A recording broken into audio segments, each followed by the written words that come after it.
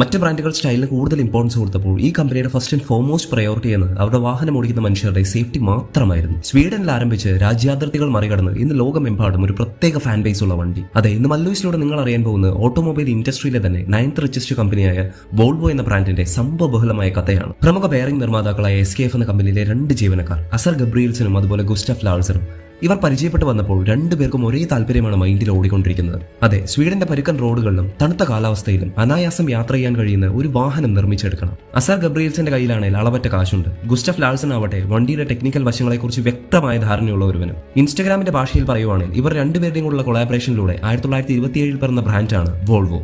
കാറെന്ന ഒറ്റ പ്രൊഡക്റ്റിൽ ഒതുങ്ങാതെ second world war ടൈമിൽ Sweden വേണ്ടി മിലിറ്ററി ട്രക്സ് മുതൽ അത്യുഗ്രൻ ബസ്സുകൾ വരെ വോൾവോയുടെ സൃഷ്ടിയിൽ പിറന്നു. ആ ചുരുങ്ങിയ കാലം കൊണ്ട് തന്നെ സ്വീഡന്റെ അതിർവരമ്പുകൾ ഭേദിച്ച് മറ്റ് പ്രധാന രാജ്യങ്ങളിലേക്കും വോൾവോ ചേക്കേറി. അങ്ങനെയിരിക്കെ 1959 നാളിതുവരെ കേട്ടുകേൾവി പോലുമില്ലാത്ത സീറ്റ് ബെൽറ്റ് എന്ന ആശയം വോൾവോ പുറത്തിറക്കുന്നത്. ആ ഗെയിം ചേഞ്ചിങ് ഐഡിയ കേവലം വോൾവോ എന്ന ബ്രാൻഡിൽ മാത്രം ഒതുക്കാതെ മറ്റ് കാർ കമ്പനികൾക്കും ഇത് ഇംപ്ലിമെന്റ് ചെയ്യാനുള്ള അനുമതി വോൾവോ നൽകി. അല്ലെങ്കിലും ഒരു മനുഷ്യന്റെ ജീവനോളം വിലപ്പെട്ടതല്ലല്ലോ മറ്റൊന്നും. വോൾവോ എന്ന ബ്രാൻഡിനെ കുറിച്ച് നിങ്ങൾക്കറിയാവുന്ന പ്രധാന ഫീച്ചേഴ്സ് എന്തൊക്കെയാണെന്ന് കമന്റിലൂടെ മെൻഷൻ ചെയ്യൂ. ദിവസം 1 മിനിറ്റ്, വെറും 1 മിനിറ്റ് മല്ലൂസിന് വേണ്ടി മാറ്റിവെക്കൂ. നിങ്ങൾക്ക് ഉപയോഗപ്പെടും തീർച്ച.